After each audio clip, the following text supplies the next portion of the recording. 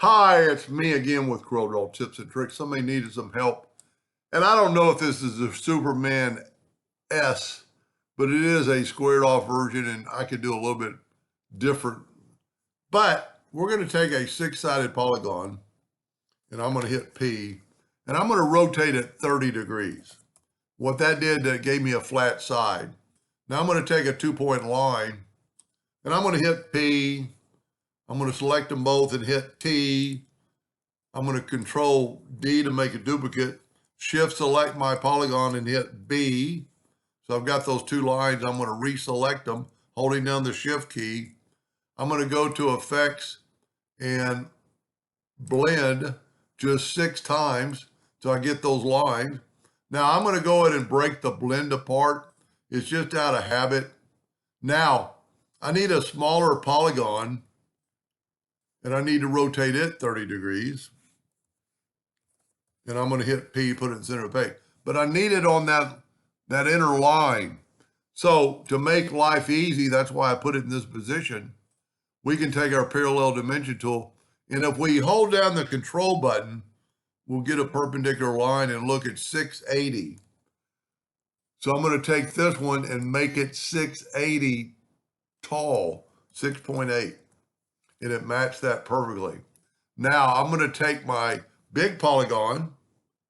I'm going to select my middle polygon and I'm going to blend just one time.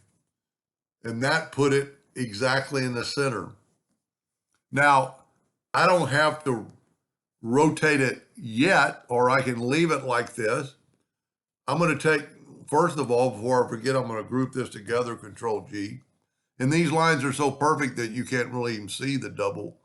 And then just take your Smart Fill tool and start really wherever you want and go, well, I do need to rotate it.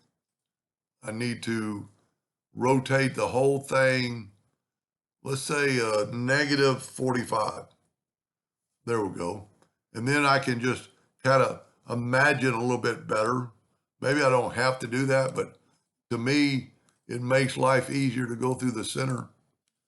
And because I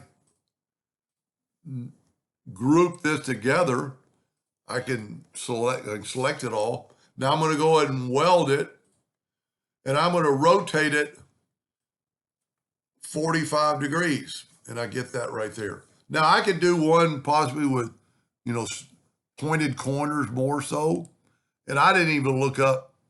He just said a boxed off S inside of a polygon. So I went with it, and I called it the Superman. I should have looked up a Superman S. But anyway, if you want to take a screenshot of that right there, you just need 3 polygons and 8 lines. Hope that gave you an idea, and thank you for watching.